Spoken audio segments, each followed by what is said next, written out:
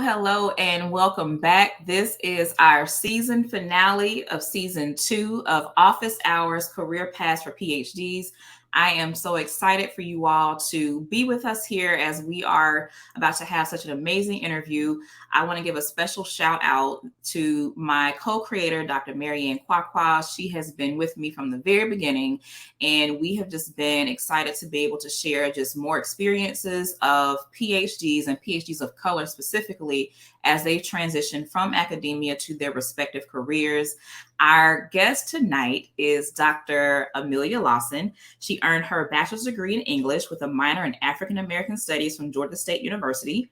Her interest in research at the intersection of writing, education, and culture led her to The Ohio State University, where she completed a master's in 2018 and a PhD in 2022, both of them in English. Amelia's dissertation was a rhetorical analysis of a Black student newspaper published at The Ohio State in the late 60s and early 70s.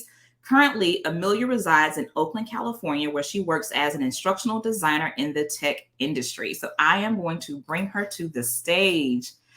Dr. Lawson, how are you? I'm good. How are you? I am great. So it's such a small world that you and I both met because we met through my line sister who you went to undergrad with. So I was glad that she was able to make that connection. So before we get into just all the details of your transition, just kind of tell me a bit more about yourself and your background. So I'm originally from Georgia, from Sparta, Georgia, a really, really small town, right in like the middle of Georgia. So that kind of is like colors so much of my experience being from the rural South and being raised where I was raised. And yeah, I think that as we talk, there's little threads of that piece of my background that you'll probably see throughout my interests and where things led me and where my passions lie. So, yeah. Now, with that, tell me, so I'm also from rural South Georgia, and you're right, that does color a lot of our experiences. So, how did that inform your academic goals? I think, being where I'm from, where we're from, school and education was always this like kind of it was like the forefront of a lot of things my parents did, because for them, especially the generation of Black people from the South that my parents were in, going to college was like that was the big difference between the way that they were able to live as adults and the way that their parents lived as adults. So it was like, it was like, no question, you have to go to college. It's a huge thing. You're working, as a child to get to wherever you're going to go. And I think in the South, there's a lot of Black colleges there. There's a, huge like Greek culture there. So it's embedded in a lot of things. So I think that, it just made college and the culture of college in general so exciting and attractive to me. And I think that that's why I wanted to spend more time in higher ed, which was a part of the reason how I ended up getting a PhD. And also, that was just a part of my interest of like the intersection of race and higher ed and of course writing. And that was more so my personal passions around reading and writing and literature and Black literature and stuff like that. So yeah, that was a huge thing. It just, college always seemed just like the pinnacle. It was a big cultural, a big like coming of age moment. Now, what prompted you to pursue the PhD? Because it's one thing to get the bachelor's, then the master's, but it's a completely different thing to pursue the doctorate. So tell me more about that decision. I think if I'm being like 100% honest, I went straight from undergrad to my master's and PhD program. And so, looking back now, I realized that a lot of it, I made the decision just because it was like, I don't know what I want to do next. Like, and it was very much this was a opportunity that was available. And so the way that the opportunity sort of became available, though, was I did a program called SROP, And so I don't know, some listeners might be familiar with it. It's summer research opportunity is through the Big Ten schools, which are huge research universities. And basically you can apply as an undergraduate and they will fund and support you coming to do summer research at those institutions just to get like a research experience so you understand what it means to conduct research on that level, like that big research university level. And yeah, I had a professor, one of my African American studies professors, who went to a Big Ten school for his PhD. And he told me about the program, and he was like, I think you should apply. And I really did not. I liked education, and I was, thinking, I could do something in education, but I had not considered research for real. And so I did that opportunity the summer going into my senior year. And I really liked it. I had, a professor that was my mentor throughout the summer. I completed a project that was about the literacy narratives of the students who were in my cohort with me. And after that, when I applied to Ohio State, I did the summer research program at Ohio State. When I applied, there was a fellowship available because I had completed that program there, the summer research program. And so the overall just sort of package was one of those that was like, I'm not gonna say you can't turn it down, but it was very like, oh, this is a good opportunity, and a really good fellowship, like an amazing fellowship. So yeah, that's how I got there to doing a PhD. Oh, that's exciting to hear, especially when you talk about literacy narratives and how that work is so important. But when we think about a PhD in English, or just even the field of English, period, we don't often think about research and how that ties back to like race, culture, and community. And I even wonder, because I've been thinking just about some of the popular degrees that we've heard people pursue. You might be our first English PhD, which is exciting because I feel like you have a different perspective and can show how that work and that research is still valuable. So going into the PhD portion of your program, what did you think you were going to do with your career? I thought I was going to be a professor. Like that felt like that was an attractive sale to me, to be a professor. And the things about it that I liked was, I liked higher ed. I felt like, oh, I'll get to be in a higher ed environment. I liked the topic that I was researching. So that intersection of race and writing and education, that's interesting to me. It's still interesting to me. And I like that there seemed to be opportunities to do other things. So that most of that meaning some of the administrative and like leadership work that's available at the university for professors. And so, yeah, I thought, oh, I could totally be a professor. Now, at what point did that goal shift? The goal shifted definitely around the time when I finished my master's. That was like my first, so for my master's, most people complete some long project, long form thesis. For us, it was called a portfolio project or whatever. But yeah, so I finished it, and that was the first time I felt like the pressure of research and and that was the first time I kind of realized, oh, this isn't an intuitive skill for me. The skill of research wasn't. And it also wasn't, it didn't pull on what I felt like were a lot of my best skills, right? So it was isolating, and I was like, oh no, I'm extrinsically motivated. If no one's no one's checking for me, I won't leave the room ever. It was a lot of like self-pacing. And that was something that was really hard for me. Even when I tried to work with other people in my cohort, it was like, your project is still kind of your project. So you still just kind of have to pace it on your own, even if you do decide to work with, a study group or a research group or whatever. And that was hard for me too, especially because I realized, that was my first time doing it. So there was just a lot that I didn't know. But also around that time was when I started getting more administrative experience at the university, and I started getting a lot of like sort of program planning and development experience through organizations at the university and through GA positions and stuff like that. And I realized that I like those things way, way, way more.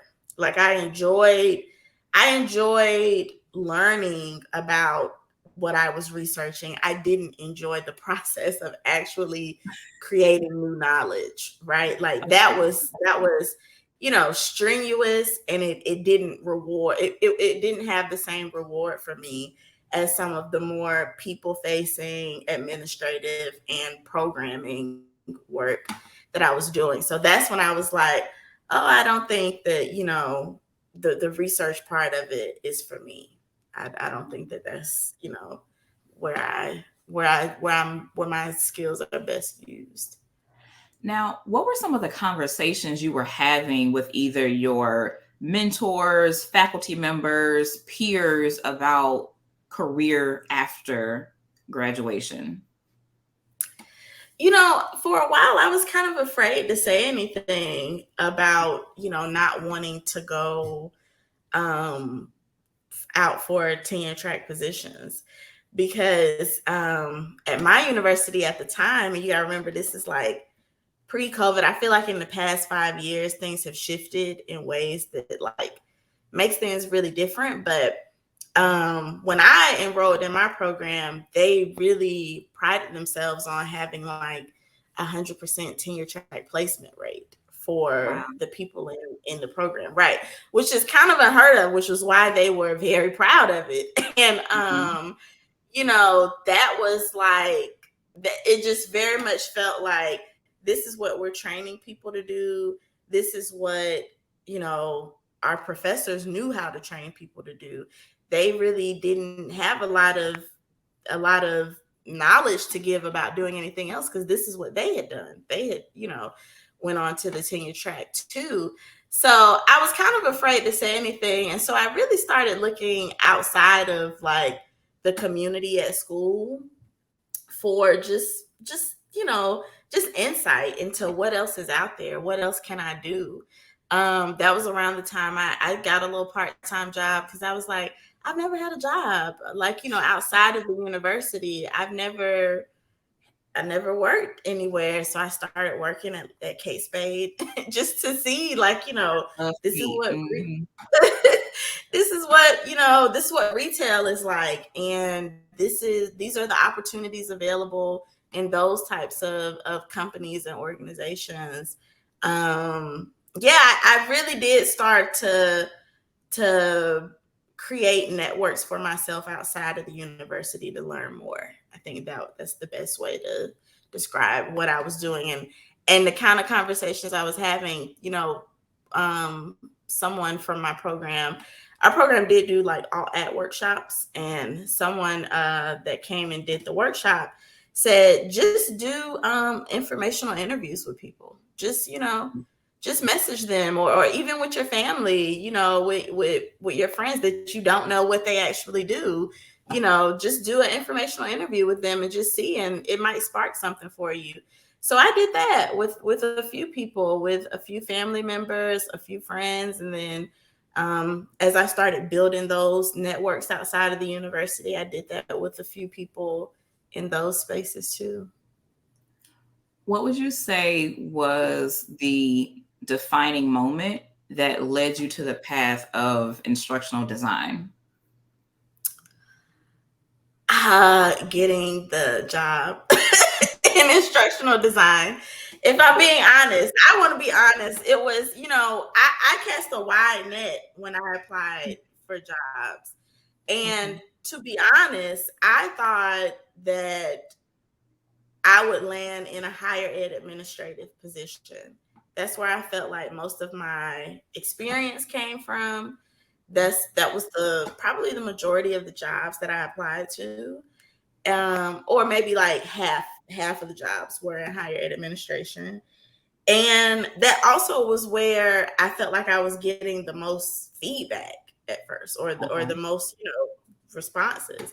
I was, people were reaching out to me saying, "Hey, apply for this. We'd love to have you here." Blah blah blah blah blah. But the universe, they just, things never worked out. Quite, it just never lined up with those positions. And with this position, it just did. It lined up. And I think after doing a lot of the interviewing and talking with the people, it was like, oh yeah, this is totally something I can do, right? It's not something. Instructional design in general is something that I'm familiar with because I taught at the university. I know how to design courses. I know how to design lessons, blah, blah, blah. Doing it for a tech company is obviously a completely different kind of content. But after, it was during the interview process where I was like, okay, yeah, I can do this. Yeah, for sure. Now, let's take a step back a second. How did you prepare your resume or your portfolio for an instructional design position?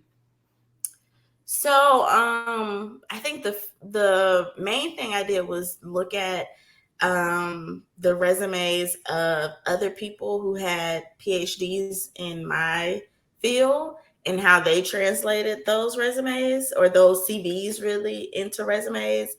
Like I said, our department did all ACT workshops, so alternative to academic workshops. And someone who didn't finish our program, who was an instructional designer, led one of the workshops, and she gave us access to her all of her materials, so resume, CV, cover letter, all of that. And looking at hers, and I think the biggest shift was positioning everything, like making it more experience focused. I think in academia, the CV sort of paints a picture of you as a researcher, and it's like, this full picture of you.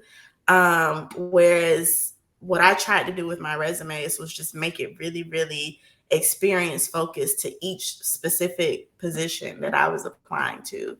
And one thing that helped me to do was think about the experiences that I had that I didn't consider work experience. Some of it was volunteer, some of it was organizational experience at the university, but it made me think about it in a way that helped me to translate it into work experience.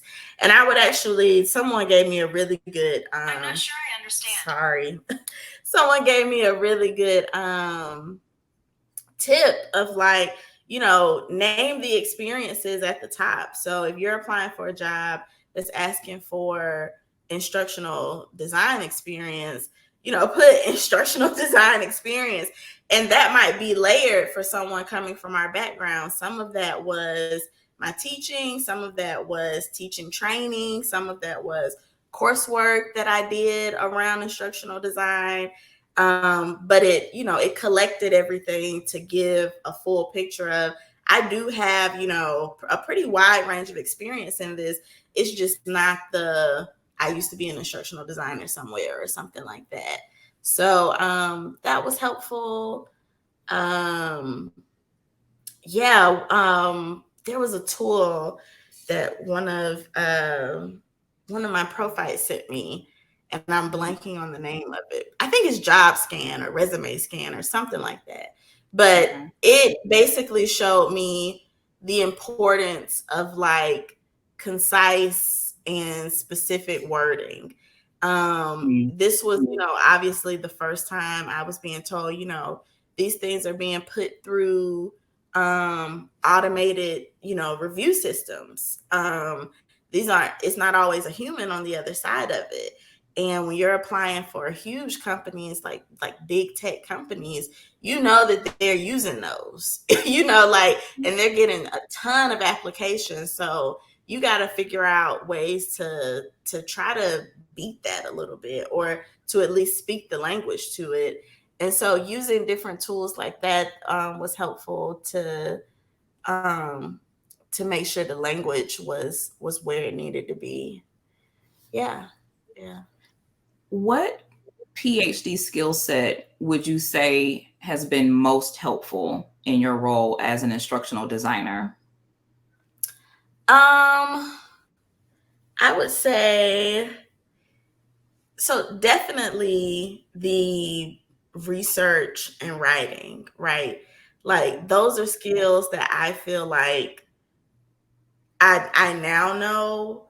I'm not saying I can do anything. Like obviously I can't perform surgery. I can't, there are things I can't do, but there's a lot of things that I can figure out how to do because I know how to um, scan and collate a lot of information and communicate that information back either to other people who need to know it, or communicate that information, or compose or summarize it for myself so that I can use that information towards whatever goal I'm working for.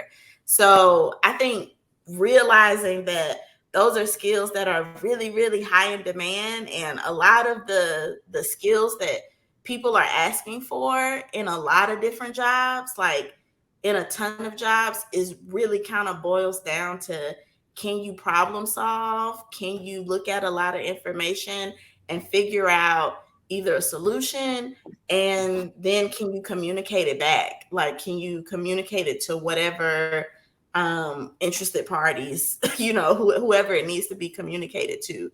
Can you do that? And so, yeah, definitely I think as a PhD student, at first when I was learning this, I felt like it was kind of like, can we swear on here? I mean, we can, but keep it light. We don't want to get, demonetized or anything. I felt like it was kind of bullshit. Like that's what I felt like it was. Like, I can't read everything, right? And I'll never forget one of my professors during my first year. She pulled me to the side and she said, Amelia, I don't think that anybody is reading all of this, right? Like she said, no one's saying that, but I'm just being honest. I don't think that my expectation is not that you read all of this word for word. My expectation is that you learn the skill of picking out the chunks of it, knowing how to read in a way that is like, okay, I got, the highlights. I know where I can go if I need to dig a little bit deeper. And when she said that, and when I realized that that's what this was, it was like, oh, okay, this is how this is manageable. And that skill is how I do everything now. It's like, yeah. What I will say, the academic scan is real. That saved Yeah. my life, because if you go in, try to read every single word, and you will drive yourself crazy. Now, I'm sure there's somebody out there that does that, and kudos to you. Okay. But that wasn't my story, and it wasn't Amelia's. Okay. You do what you have to Right. do to get the job done. Right. Now, once you got into the role, what were some of your challenges that you experienced in your first instructional design role in terms of that transition?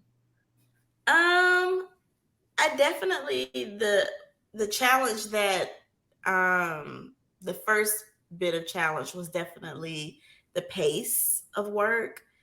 I think in academia, we just move at, it's a slower pace. Publishing in academia is slow. It's a long process, whereas for me now, it's like things are being published 5-6 times a year. You know what I mean? Like that's the that's kind of the pace of it. And so there's different priorities when you are, working at different paces. I think in academia, my priority used to be Is this contributing something new? Is this, situated in the field in whatever way? Am I engaging everything? Is it thorough? Really, that's the thing. Is it really thorough? Whereas for, my work now, it's more like, does it do what it needs to do? And that's it. If it, that's literally the only goal, the only expectation. The shorter, more concise, and briefer, just the better. You know what I mean? And so definitely adjusting to that pace, and just adjusting to like a different set of priorities when it came to the work that I was doing was a huge challenge. Okay. Now, in a split second, we're going to get into more about like the day in the life of an instructional designer. But I'm curious, how did you communicate your value to a hiring manager when you were, kind of thinking about, you mentioned that you didn't have a lot of real world work experience because you'd gone straight through. So you did have that retail experience. But what helped you in communicating your value to a hiring manager? I think speaking, like I said, about making the different experiences that I had at the university, using language that helped to translate that into, this is experience relevant to the position. But I think also, and just from being on the other side of it now, I think, especially in tech, for them, there was a interest and a value in someone who was, I'm trying to think of the best word, someone who thought differently than everyone else in the department.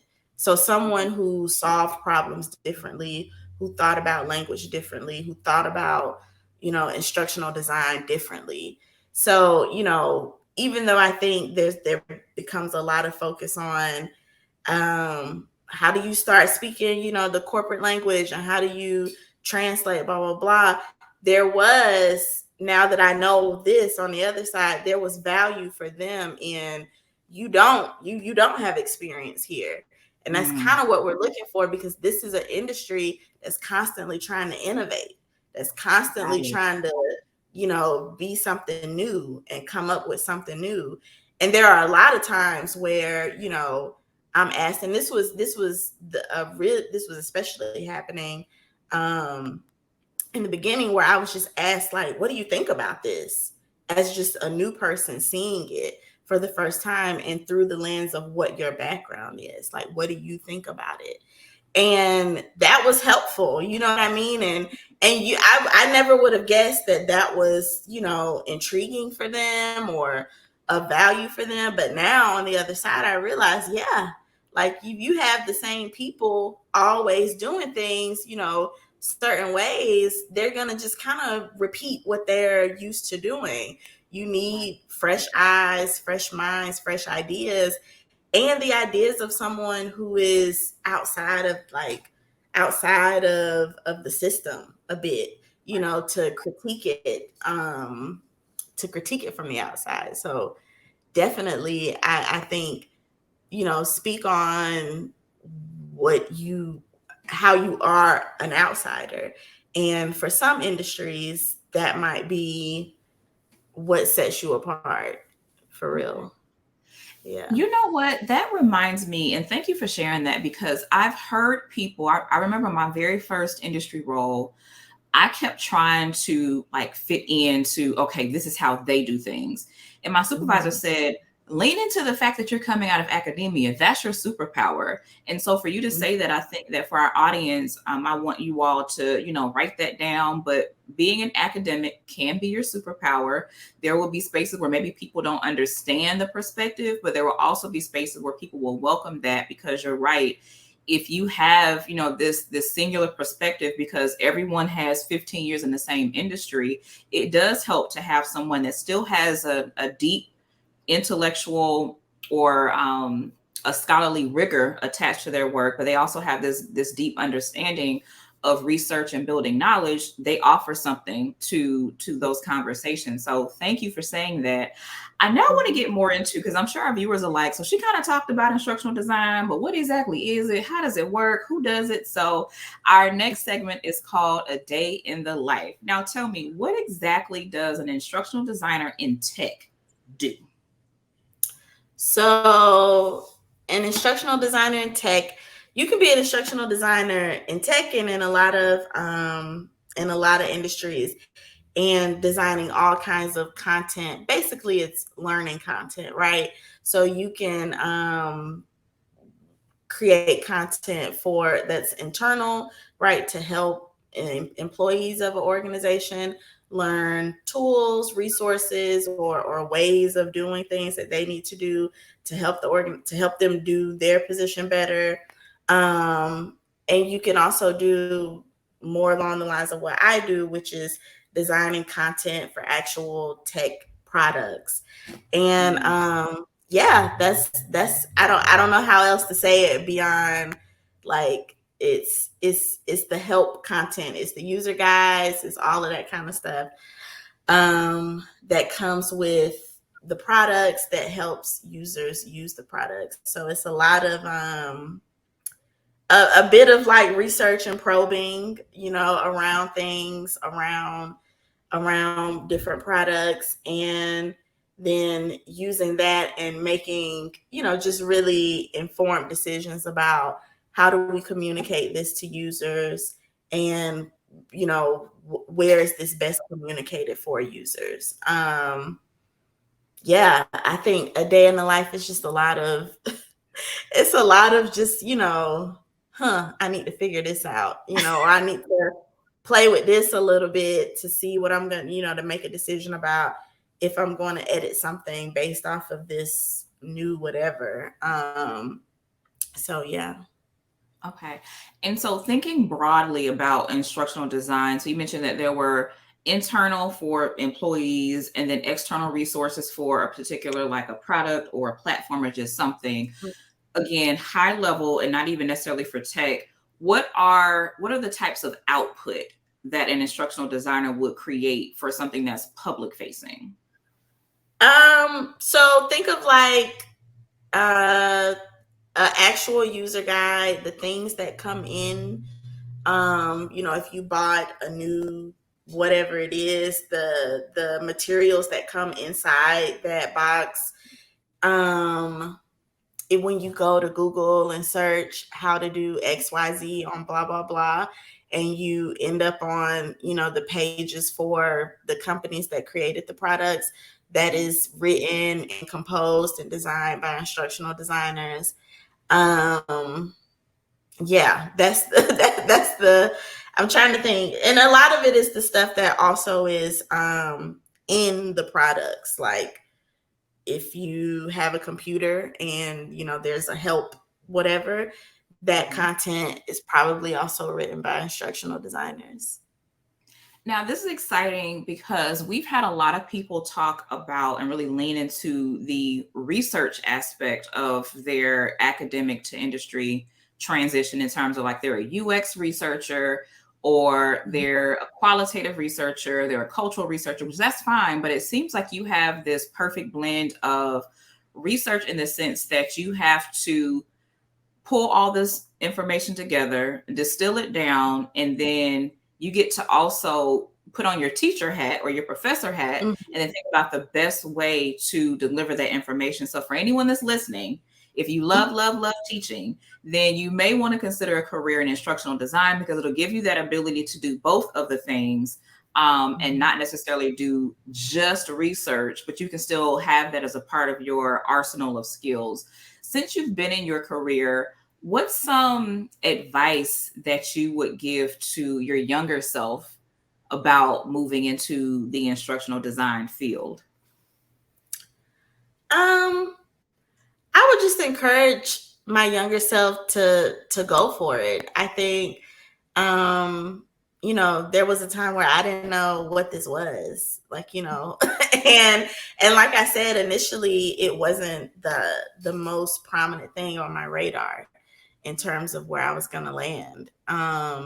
So yeah, I would tell my younger self to just go for it. It's a great experience, more than capable. And it also is a skill that is, I think is pretty valuable. I Mhm. don't see, I know a lot of people in the ether right now of the world is like AI replacing so many people, blah blah blah blah. Uh-huh. All of that kind of stuff. And I think that a lot of people who create the content, the kind of content that we create, may feel like, oh, they'll figure out how to, how to AI that and blah blah blah.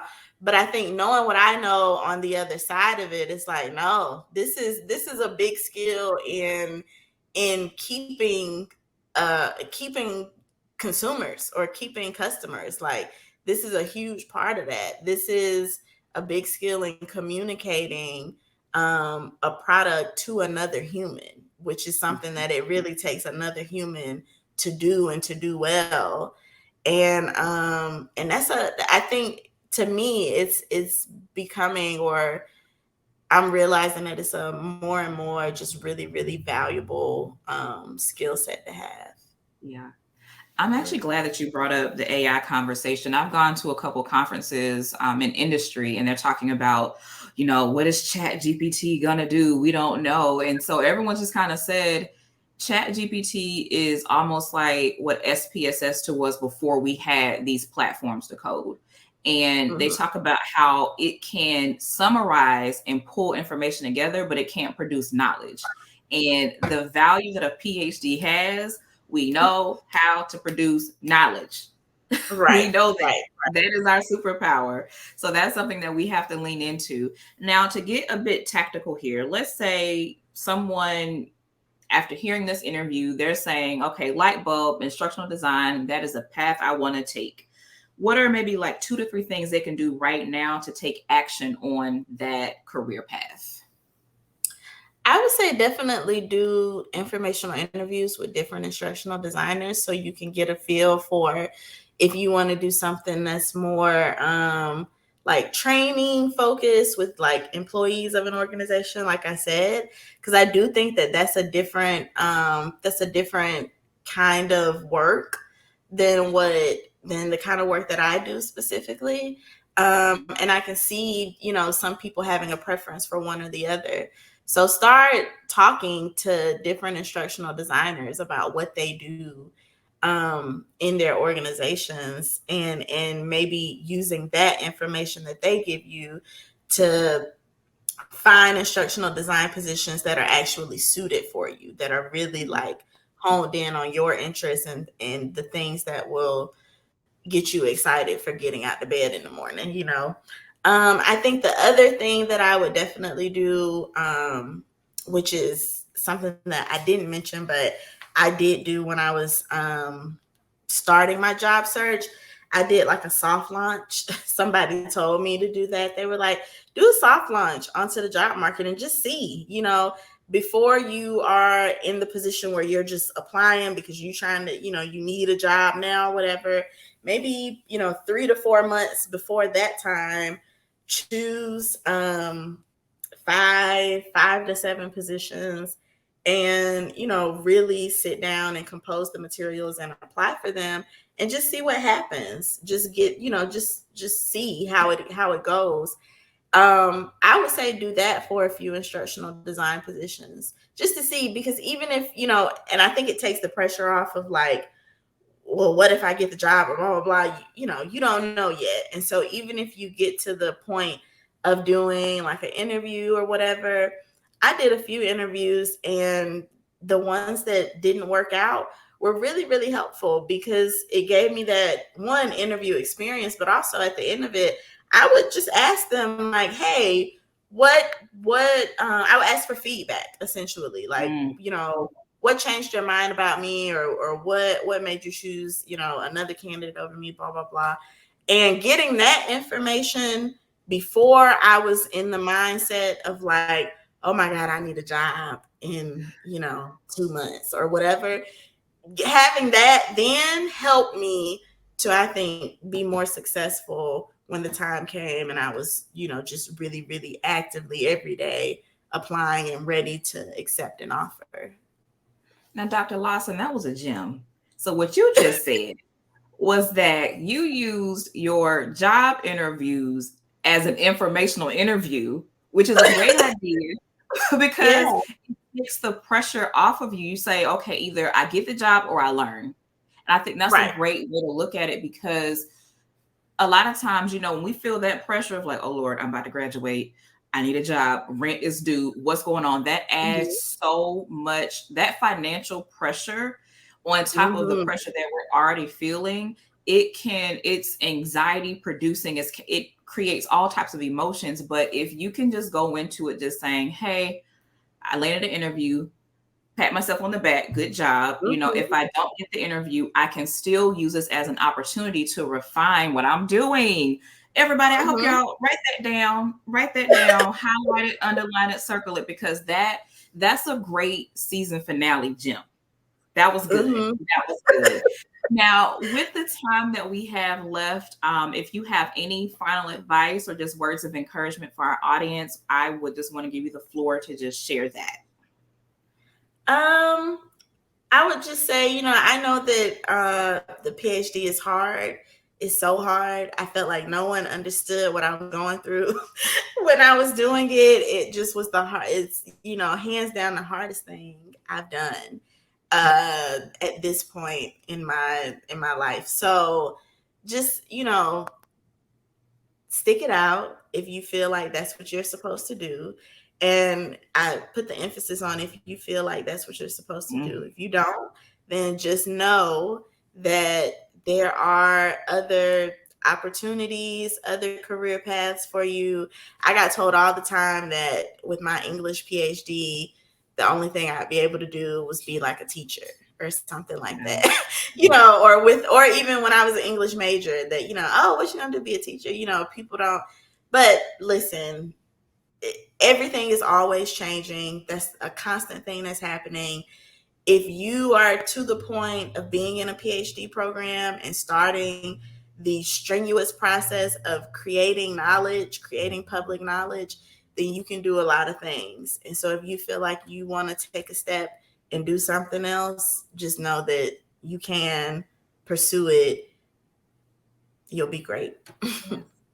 Well, thank you so much for your time, your wisdom. I know that this is going to be a popular episode because you shared so many just tactical and actionable steps for our listeners. So thank you, thank you, thank you. Also, thank you for watching this episode or listening to this episode, and be sure to share this with a PhD that you love.